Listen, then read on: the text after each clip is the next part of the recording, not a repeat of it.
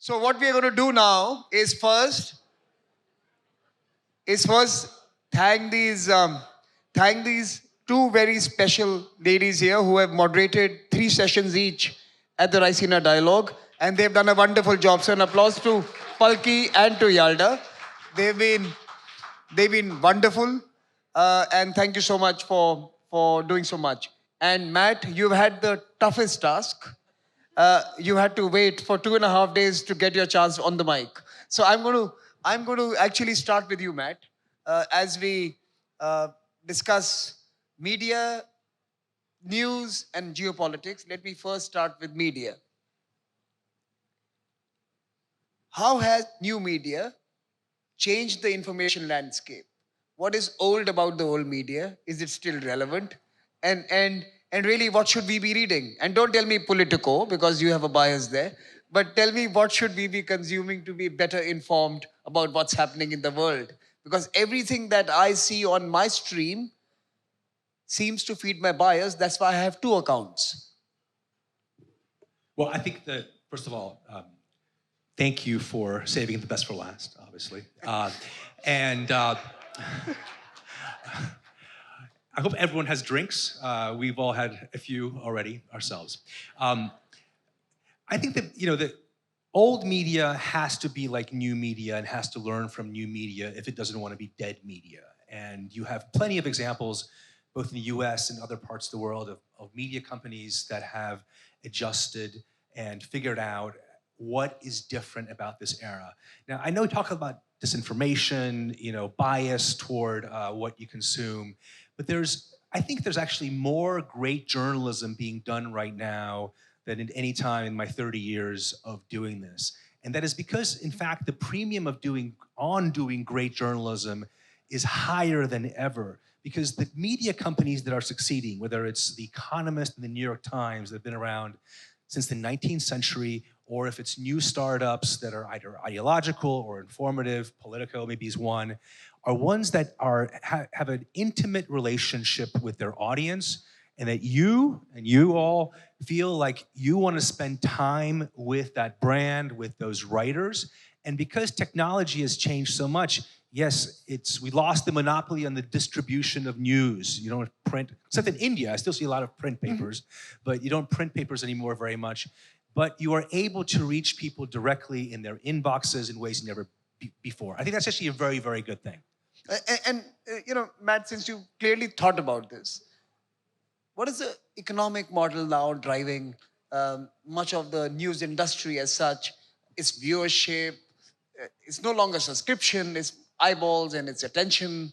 What is driving the new media? I think ultimately, like any consumer goods company, you have to know who you're selling to and how you are getting those people to help pay for your costs. Mm-hmm. And that used to be traffic, and then it became subscriptions. Now there are media companies that are funded by events, sponsorships. We are a mix of advertising and subscriptions. I think ultimately, though, if you are capturing the people that you mean to capture and their time, you can definitely build a business around that. Palki, you want to come in from a Indian vantage point? You are, in some sense, the new generation media superstar, right? And maybe your perspective on the same question. Thank you for calling me new generation. I want to start by congratulating... I was talking about the new media generation. Right. I'll come to that. But I want to first congratulate you and the team at ORF, and I think it calls for a big round of applause. 10th edition of Raisina. Fantastic. Samir, when I started as an anchor more than 2 decades ago, we did not have a teleprompter. And someone used to be holding a sheet of paper with things written in bold letters for me to read. I think it's a very exciting time to be a journalist, because we have all evolved with the technology, and we are all trying to respond to the consumption behavior of our audience. The point I want to make and add to what Matt has said is that it is time for the audience also to evolve and to understand that the media is just a messenger. If you want the media to work for you, you'll have to pay for it. You'll have to learn to subscribe and pay, because otherwise the media will be working for the advertiser or a government or some other vested interest. So if you want news to serve you and truly serve you, you have to be willing to pay for it. And news is not the same as content. And the sooner viewers realize it, or readers, the happier all of us will be. Because we are not content creators, we are journalists. We tell stories. The basics of storytelling have not changed. The platforms of dissemination have changed. The consumption patterns have changed. But we are still telling the stories that need to be told. Okay, so I read a few surveys recently. As I was thinking about this panel design, I stumbled across some Pew surveys from the US and some others from different parts of the world. Amongst the least trusted institution globally is the media. Amongst the most trusted institutions globally is the executive of the country, not the parliament. I'm talking about the executive of the country. It could be the presidency in the United States of America and the cabinet and prime minister's post in different countries. But the fact here is, how useful is media if its trustworthiness is below that of the executive, who the media is supposed to inform, keep in check in some sense, or to hold to account, right? So, Yalda, if no one trusts you, are we selling fiction? And are we selling stories rather than selling news? They still come to us. So, Samir, when radio was created, the intelligentsia panicked. Oh my God, there's this device that's entering people's homes and brainwashing their minds. When television was created, the same approach. We now feel this way about social media and digital news. So sure, we no longer have appointment to view. People don't sit around the television and think, at 9 o'clock, I'm going to watch Yalda. But at 9 o'clock, when Trump is talking about something, so Palki and I were talking about the fact that when Zelensky got the dressing down in the Oval Office, our numbers went up. Yeah, but that was reality TV, right? It is. It's a whole reality TV. And, you know, I wonder if we have been under pressure to go behind paywalls because consumption has changed. But I wonder if over the course of the next 4 years, people do come to us more because Trump drives numbers. The issues that he creates drives numbers. So, for example, Zelensky came to London, 12 hours after the dressing down, the blow up in the White House. And I sat down with him and my numbers went through the roof. Now, we cannot just rely on that as storytellers. And I've spent the last year being in Ukraine or in Israel covering the war in Gaza or in other parts of the Middle East or covering the inauguration or the election. We still go out there and do the storytelling. That doesn't mean that just because someone's got a mobile phone and they can capture some imagery that they're doing the work for us. Our work is needed now more than ever. So Matt, if you were a young person today and you were wanting to become a Matt or a Palki or a Yalda, what are the skills, what is the rigor, what is the learning that you need to imbibe to be able to be a 21st century journalist equipped with a mobile phone, satellite links, and of course, ChatGPT. So, what is required today to be a successful journalist in your assessment? Well, being a natural on TV is obviously a plus, which I'm not. But I think more than that, to your point, we are seeing that original journalism really breaks through. I think about 30 years ago, we were all kind of repeating what everyone else was repeating, but we didn't really care because we knew people were probably only coming to us to be told what happened. People know what happened. So the only way that journalism can really break through, can play the role that you're talking about, is by getting the story behind the story. And that's always what I was looking for in hiring people. Are there people hungry to... Best thing you can do is break news. Tell people something they didn't previously know. But they also want to challenge authority, but not for the sake of challenging authority, because they are competitive. They will walk through walls to get a piece of information, no matter whose side it helps. And that's the kind of journalists I think have always been the greatest journalists, are right now, and will be in the future. Donald Trump and other politicians are always going to try and undermine. Trump's very open about it. He's like, I call you fake news because I say this story is full of whatever because I want to undermine your message because he knows that it can hurt him. And the only response to that is do that job even better and harder than you were doing before.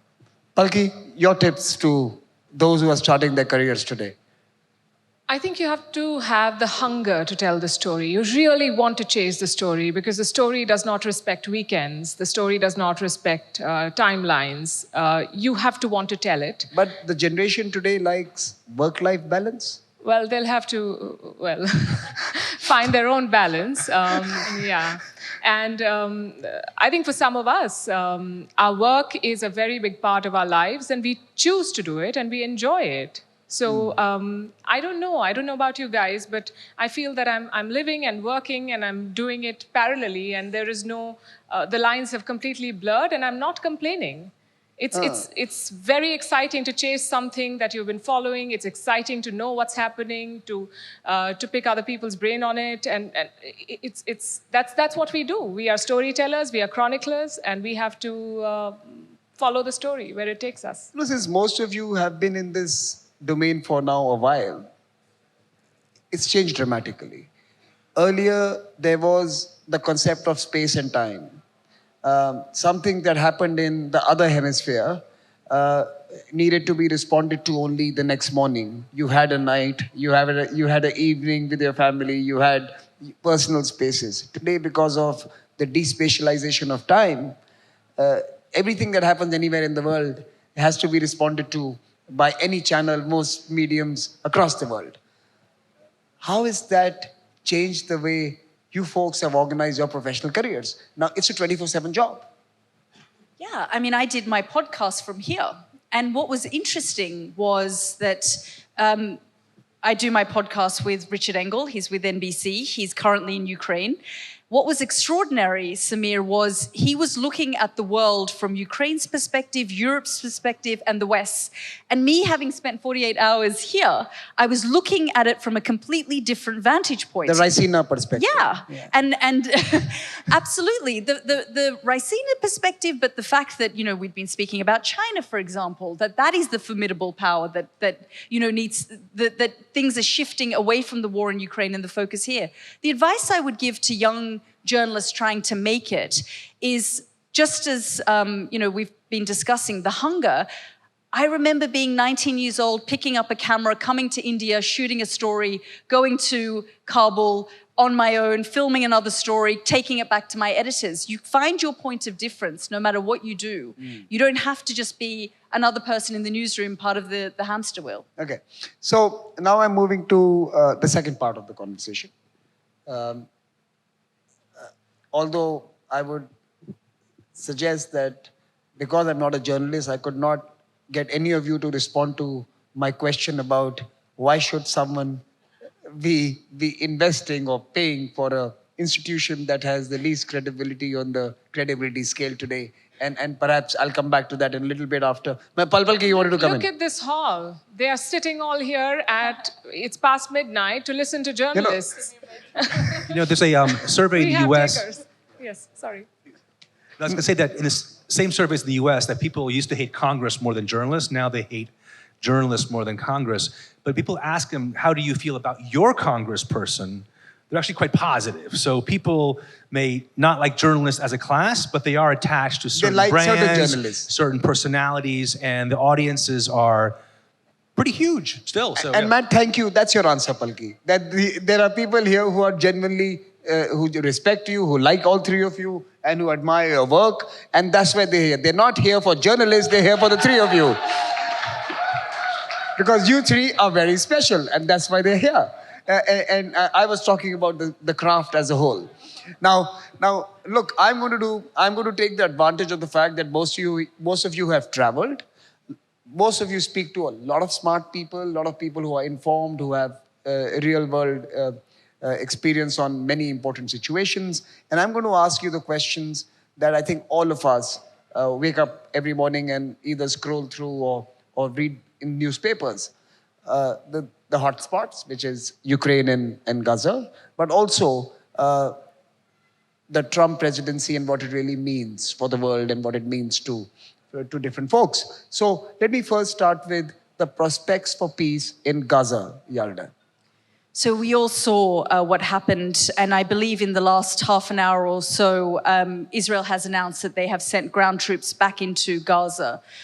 Just today, I was speaking to the Israeli security establishment, and the feeling is that Benjamin Netanyahu feels that he needs to distance himself from October 7 so much that he needs to continue this conflict to eliminate whatever eliminate Hamas looks like, eliminate Hamas. The other thing that's on the table for the Israelis is potentially a strike on Iran and dragging the Americans into that. The third thing that is in their in tray is normalization with the Saudis. So right now, the Arab world is trying to figure out some kind of plan for Gaza, whether that's going to happen or not in our lifetime, because I was told by the establishment that your grandchildren will be talking about the issue in Gaza and it will be unresolved. Matt, is that your... I think the odds on the US president, mention his name even, on the US president winning the Nobel Peace Prize, which is his great dream, have probably gone down in the last half hour and probably in the last week, as you've seen how difficult this is going to be both in Ukraine and in the Middle East.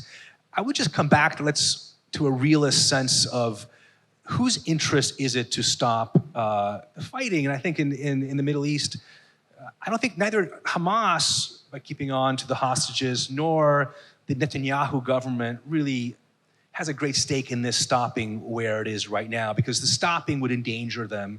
And similarly in Ukraine, people are so fixated on Zelensky and the Ukrainians. As a reminder, Putin invaded his country.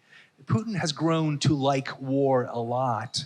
There's a lot of reasons why there's all the reasons in the world why Putin would want to continue this war, and very few reasons short of being forced to for him to stop. Most of all, it's let him repress his domestic opposition. It's let him create a war economy. Suddenly, if there's peace, that actually carries risks for him. So the world is a pretty complex place. And Trump, in some ways, he came in saying, I'm clear, I'm going to bring peace. And he is doing overseas what he's doing domestically. Let's be disruptive. Let's think big.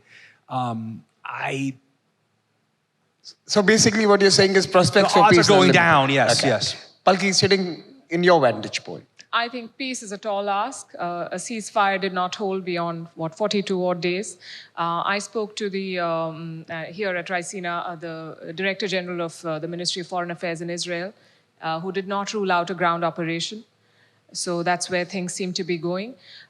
In more than a year of fighting, has Israel achieved what it set out to achieve? It hasn't. They've not been able to eliminate Hamas, and they've not been able to bring back all the hostages. But will that make them stop the fighting? It looks very unlikely at the moment.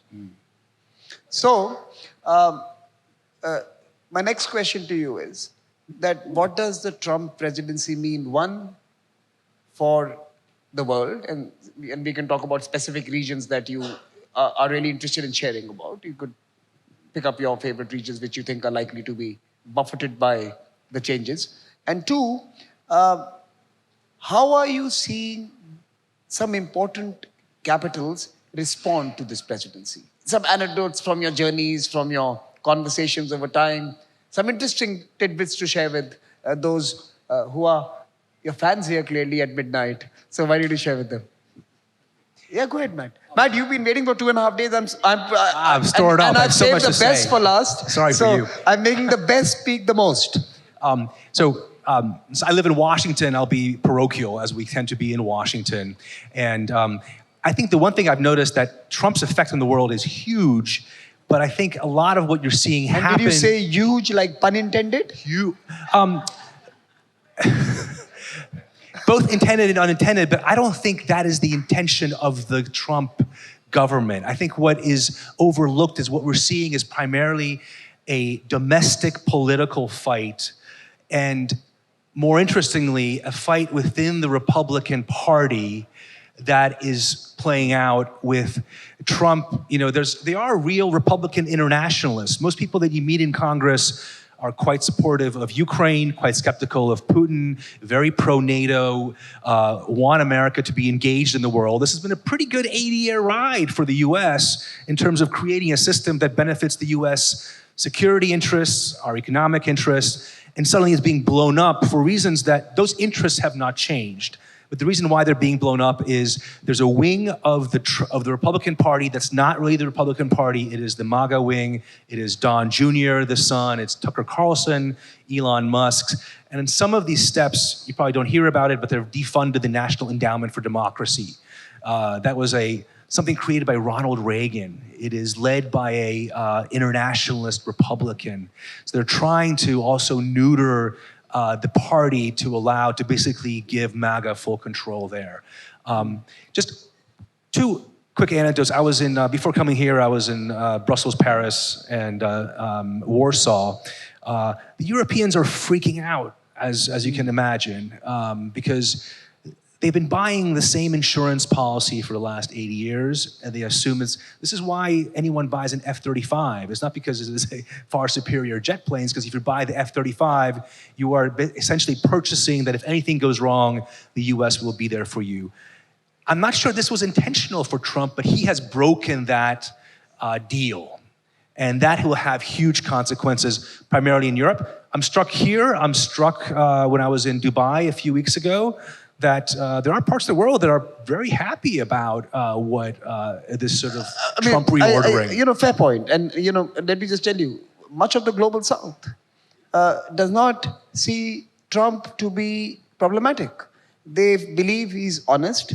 The West always was exploitative. Trump at least talks about it openly and gives a chance to negotiate terms. The CBAM, for example, the Carbon Border Adjustment Mechanism, was a tariff imposed without discussions with the world. Trump says, come and talk to me and we'll speak tariff. So I think there is some degree of appreciation for his clear, transparent, and rather loud negotiation. But Palki, everyone in India is not happy about the defunding of many of the agencies that this administration has done. But sitting where you are, how do you assess the Trump presidency? Yeah, people think that he has dropped the pretense and he is speaking clearly, even though a lot of what he says is obnoxious. I have an issue with it being called aid. It should be called reparations. The Americans have gone all over the world and done whatever they wanted to do. They've invaded countries, thank you, like Iraq and Afghanistan. They've bombed Vietnam, and now they give some money to those people. They did what they did in Afghanistan. They have to pay those people, and they have to provide for those families. That is not aid. So he's hiding behind all of that rhetoric and trying to say that we are the victims, and and here, over the past 2 days, I heard some people who said this is America's burden, or that America is the victim here, and it's not a level playing field. Well, you're the ones who dropped the bombs. They dropped something called the mother of all bombs in Afghanistan and got away with it. They did what they do a lot of things in Africa. I think the world needs to hold the Americans accountable and not complain about them stopping aid. They need to pay the bills. And what about Matt's point about the political disputes within the party, within the American political system? You were there, I think, last year, if I remember. Yes. And what was your experience about that? I was discussing with Matt that this Trump administration seems to be more vengeful, that they're moving very fast, that they are trying to change the system in the US, and they're trying to bring what would have been seen as fringe elements in the past. They're doing what they're doing. I hope they settle down at some point. But when I was there in DC last year, every day I saw more shops being boarded up. I saw more security, and I've covered a lot of elections all over the world. I've never seen something like this, even in Sri Lanka. It was peaceful. We've seen peaceful transitions of power, and this is supposedly the oldest democracy in the world that sits in judgment of everyone else, calling them backsliding and flawed. And they could not be sure that there is going to be a peaceful transition of power. And I thought that was very, very telling about the last election in the US. Yalda, you were there as well, inauguration. Yeah, I will have to say that America is a large ship. and turning the Titanic in 4 years is a big job. So perhaps and because of the midterm, this basically 2 years. 2 years, right? So anything can happen if the Democrats get their act together. Anything can happen in 2 years. So I do think there is a level of hysteria here about what Trump is saying and doing. I also refer back to some of the conversations we were having yesterday about the rules-based order. I thought it was interesting that, we had the conversation about it being challenged by those who built it, namely the United States, and those who have benefited from it. And then you come here to India and you speak to people who say, the rules-based order, the world order for whom? For whom? Was it there when Rwanda was happening? Was it there when Bosnia was happening? All of these people would say there wasn't a rules-based order that benefited them. And a lot of Indians often say to me, our systems weren't created 80 years ago. So perhaps what we are seeing now are these spheres of influence. What I will say in terms of Ukraine is that perhaps, Donald Trump has misunderstood Vladimir Putin's ambitions there.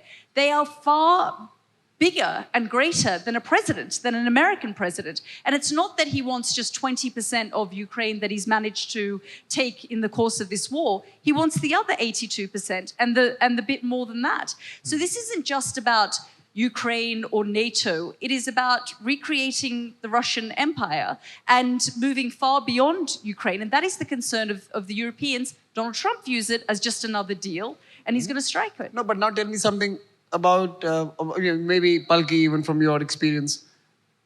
How are countries talking behind closed doors about possible responses to these dramatic changes out of Washington, D.C.? I think their best hope is to give Trump the impression that he's cracked a very good deal and get away with it. We saw reports initially of the Indonesian leader practicing his golf skills to be able to, go and spend some time with the US president. So that was interesting. I think that's what most would like to do. Interestingly, The Economist, in a rare positive piece about India, said that the world could learn from India on how to deal with Trump. I thought that was quite illuminating. We've dealt with a previous Trump presidency and we came out largely unscathed. The hope is that we should be able to do it this time. I think everyone's in a trial and error mode to see how much they can push and how much conversation they can have behind closed doors that does not end up being shared on Truth Social. I just say about Trump, since we all think about him all the time, is that he is very different than Trump 1 in the first term, much more self-confident, much more arguably reckless. But there is something similar that sort of strikes me just thinking about it now, is that in Trump 1, we were also kind of going crazy and we kind of overreacted to every little statement, even though we know he can say the same thing 2 hours, different thing 2 hours later. Did I call Zelensky a dictator? That wasn't me, was it? The overreaction, you almost need the kind of sedative and say, okay, what is changing case by case and what is not? I think there is challenges to rule of law domestically. Yes, that's a real problem. Tariffs, he seems to be serious. That could have a huge impact on the US economy, its relationship with the world. But there's some things that haven't been done. We don't quite know what his end game is going to be in the Middle East. We don't really know what kind of deal he might agree to or force the Ukrainians to agree to with the Europeans. In the meantime, he has shaken things up, and not always in the worst way. He saved Keir Starmer's prime ministership. He's gotten the Europeans to, for the first time in generations, focus in on being serious about their part of the world. In the Middle East, I think there's actually real hope for Saudi normalization. So again, I just so I can sleep better at night, I'm just trying to kind of take deep breaths. Take a deep breath, do yoga. In this country, it's called yoga, I think, right? So maybe that's the thing we should all practice. We have one last question. That I would really, I think that we all can possibly share, the three of you, can possibly share one moment from your journalistic careers for being significant for you individually. It could be a news report, could be a breaking news, could be something funny that happened, could be a lesson. And And I know it's difficult because all of you have done lots of things. But if there's one thing that you remember in your journalistic careers that you would like to share with us, a moment, Yalda? I guess for me, other than some of the front lines and the people I've met and the extraordinary stories I've been privileged enough to tell, was when the Taliban called me live on air as they were taking over Kabul. And we were broadcasting it live as it was happening. That was quite an extraordinary. They caught you? They called me on my mobile phone, and I was already live on air, so I put them on speakerphone. And And that is all telecast? Yes, yeah, it was all telecast. But I would say that the peak of my journalistic career happened when I was 17 years old. And because I'm Polish, I went back to Warsaw the summer of 1989, and everyone goes on vacation this summer for most of the summer. So the New York Times correspondent, I kind of went to the bureau and begged them for a job. And I got to work at the New York Times bureau, and I saw basically the story go from a sleepy backwater to seeing the end of the Cold War in a matter of weeks. And that sort of reminds you of the privilege you have in journalism to see history change before your eyes. And it reminds you that things aren't permanent, Donald Trump's not here forever, and really big things can happen that are not cataclysmic. So, Palki? I don't know if I can call it funny, but I was in Ukraine just before the war, and we went to a place that you know. Can you bring the mic closer to you? So, yeah, so it borders Belarus and Russia and Ukraine. And you should chase the story and you should be hungry about the story, but you should also have common sense. We just kept walking in to get the perfect frame and to show Belarus in the background. And then we were told that there were landmines here. And the person minding us said, now you have to come on your own. And we did walk back because there's no other way, and we made it, but I wouldn't do it again. I hope I would. Yeah, so it makes you think that, you know, and it always strikes me as peculiar that when a conflict breaks out, when a war breaks out, there are only two sets of people on a flight that are going into that place. There are soldiers and journalists. Soldiers are trained, but we are not. We just have a camera and a mic and so much excitement.